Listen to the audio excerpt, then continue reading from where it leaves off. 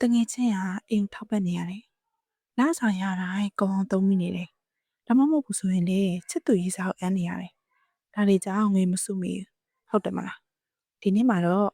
ငွေကိုသုံးလဲသုံးမယ်စုလဲစုမိနေမယ်။ထူးခြားတဲ့နည်းလမ်းလေးတစ်ခုရှိတယ်ဆိုရင်ရောစိတ်ဝင်စားလား။ဒီနေ့မှာတော့ဒီနည်းလေးကိုမပြောခင်သိချင်တာကငွေစုရောချမ်းသာမှာလေလား။ငွေစုယုံနဲ့မချမ်းသာနိုင်ပါဘူး။ဟုတ်တယ်မလား။ဒါဆိုဘာလို့ငွေစုနေရမှာလဲဆိုတော့အခုလိုကုန်စည်နှုန်းနဲ့အစမတန်တက်နေတဲ့ဒီခေတ်ကြီးထဲမှာရတဲ့လစာနဲ့ဘယ်လောက်ငါတော့လေဒါကြောင့်ငွေတွေပွားဖို့လိုလာပါပြီဒီလိုငွေတွေပွားနိုင်ဖို့ဆိုတာငွေစုရမှာပါဒီနေရာမှာအများစုကြုံနေတဲ့ပြဿနာကလစာနေတယ်အိမ်ုံထောက်ပံ့နေရတယ်ချစ်သူရေးစားကိုအပ်နေရတယ်ဘာမှမဟုတ်ဘူးဆိုရင်လည်း brand တွေနောက်လိုက်နေရတယ်လေစတဲ့အကြောင်းတွေကြောင့်ငွေမစုမိကြပါဘူး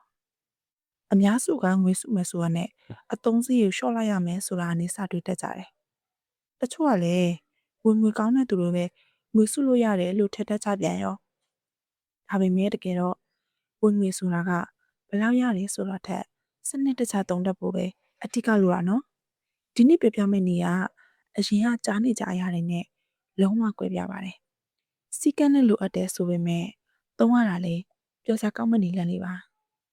တငယ်ချင်းရင်ဆုံးလောက်အောင်မကလစာရတာနဲ့ရတဲ့လစာရဲ့တဝက်တီတီကို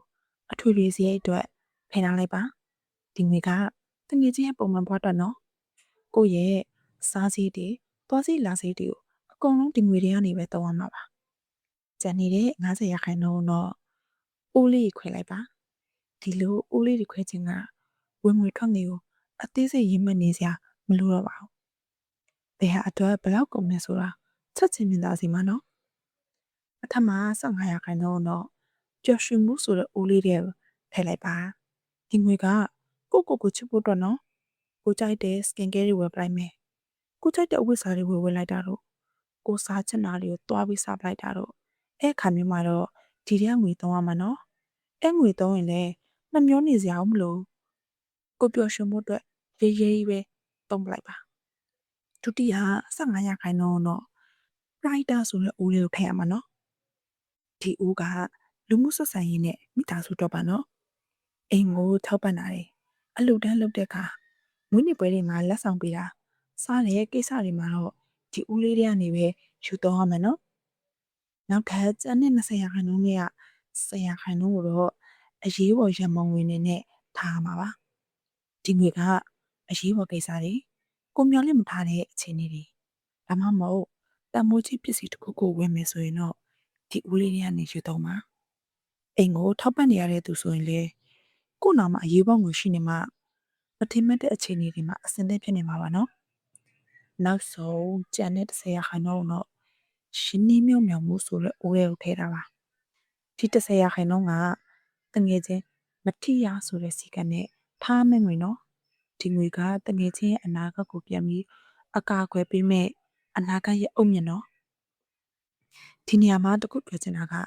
ဒီလိုအပုံလေးတွေပြန်ခွဲတဲ့အခါမှာတော့အခုလိုသတ်မှတ်ထားတဲ့ရာခိုင်နှုန်းကိုနဲ့အဆင်ပြေတယ်လို့ကြံချိန်ညှိထားလို့ရရနော်ဒါပေမဲ့အပုံတိုင်းအတွက်တော့ရာခိုင်နှုန်းသတ်မှတ်ဖို့တော့လိုအပ်ပါမယ်